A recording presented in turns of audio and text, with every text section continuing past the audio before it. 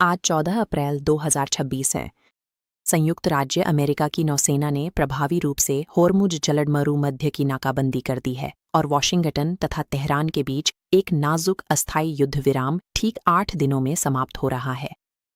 यह चार्ट वैश्विक अर्थव्यवस्था की तत्काल हिंसक प्रतिक्रिया को दर्शाता है। ब्रेंट कच्चे तेल की कीमतें रातों रात 40% बढ़ गईं, लगभग $100 प्रति बैरल तक पहुंच गईं और अंतर्राष्ट्रीय बाजारों में हड़कंप मच गया। यह समझने के लिए कि हम एक बड़े क्षेत्रीय युद्ध के कगार पर कैसे पहुंचे, हमें 47 साल पीछे जाना होगा। 1979 में ईरानी छात्रों ने तेहरान में अमेरिकी दूतावास पर धावा बोल दिया था। उन्होंने 52 अमेरिकियों को 444 दिनों तक बंधक बनाकर रखा। ये एकल लंबा चला घटना दोनों देशों के बीच एक दूसरे को बराबरी से देखने की किसी भी संभावना को समाप्त कर गया। उस संकट के बाद से वॉशिंगटन और तेहरान ने कभी भी शत्रुता के साथ संवाद नहीं किया। पिछले 4 दशकों में हर बातचीत, संधि और सैन्य धमकी उस मूल अपमान का कड़वा बोझ लिए हुए हैं। आधुनिक गतिरोध 2000 के शुरुआती वर्षों में शुरू हुआ, जब दुनिया ने ईरान के गुप्त परमाणु संवर्धन कार्यक्रम का पता लगाया। साल 2015 में JCPOA समझौते ने ईरान की परमाणु क्षमताओं पर रोक लगाकर अस्थायी रूप से इस गतिरोध को विराम दिया। 3 साल बाद डोनाल्ड ट्रंप ने इस समझौते को पूरी तरह से खारिज कर दिया। तेहरान ने तुरंत ही यूरेनियम संवर्धन फिर से शुरू कर दिया। अमेरिका ने जवाब में आर्थिक प्रतिबंधों को और कड़ा कर दिया, जबकि ईरान समर्थित नेटवर्क हमास, हिजबुल्ला और हूथी मध्य पूर्व को लगातार तनाव में रखते रहे। 2025 के अंत तक ईरानी शासन बुरी तरह कमजोर हो चुका था। जनता के बड़े पैमाने पर विरोध प्रदर्शनों ने सरकार को हिला दिया, जबकि अर्थव्यवस्था भारी प्रतिबंधों और हाल ही में हुए 12 दिन के युद्ध के प्रभाव से चरमरा गई थी। एक ऐसे अपंग प्रतिद्वंद्वी का सामना करते हुए जो फिर भी परमाणु बम की ओर धीरे धीरे बढ़ रहा था, अमेरिकी और इजरायली नेतृत्व ने कार्रवाई करने का फैसला किया। उन्होंने नेतृत्व में बदलाव लाने के लिए एक छोटा सा खुला मौका देखा। 28 फरवरी 2026 को, जब राजनयिक अभी भी परमाणु ढांचे पर बातचीत की मेज पर बैठे थे, तेहरान के ऊपर का आसमान चमक उठा। ऑपरेशन एपिक फ्यूरी ने ठीक 12 घंटों में लगभग 900 समन्वित हमले किए। इस भारी बमबारी ने ईरान की वायु रक्षा प्रणाली को व्यवस्थित रूप से नष्ट कर दिया और उसकी बैलिस्टिक मिसाइलों के भंडार को तबाह कर दिया।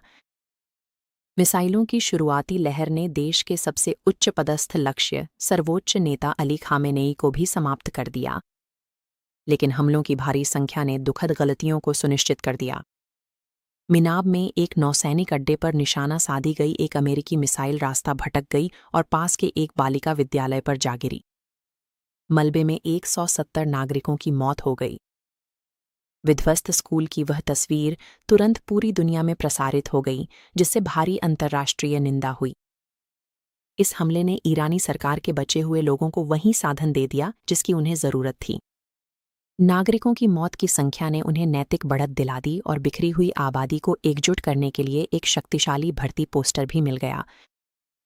ईरान ने अपनी वायु रक्षा प्रणाली, मिसाइल ढांचा और सर्वोच्च नेता खो दिए थे, लेकिन उसने अपनी सबसे प्रभावी भू राजनीतिक संपत्ति बचाए रखी और उसे तुरंत तैनात कर दिया।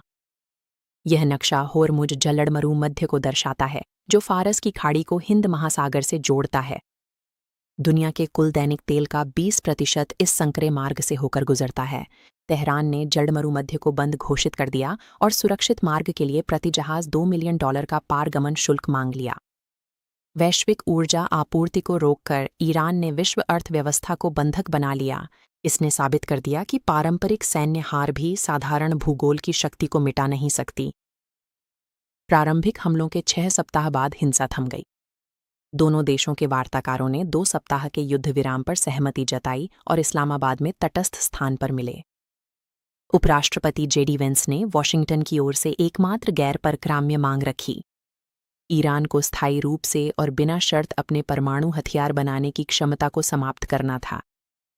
ईरानी विदेश मंत्री अब्बास अराघची ने इन शर्तों को पूरी तरह खारिज कर दिया। उन्होंने संयुक्त राज्य अमेरिका पर कूटनीतिक लक्ष्यों को बदलने और अवैध नाकाबंदी लागू करने का आरोप लगाया। तेहरान ने एक स्पष्ट रणनीतिक कारण से अनुपालन करने से इनकार कर दिया। अपने परमाणु कार्यक्रम को छोड़ना उनके लिए पूरी तरह से राष्ट्रीय विनाश के खिलाफ बची हुई अंतिम रोकथाम को त्यागने के समान था। बातचीत 21 घंटे बाद विफल हो गई। वास्तव में किसी भी प्रतिनिधिमंडल का उद्देश्य शांति संधि कराना नहीं था।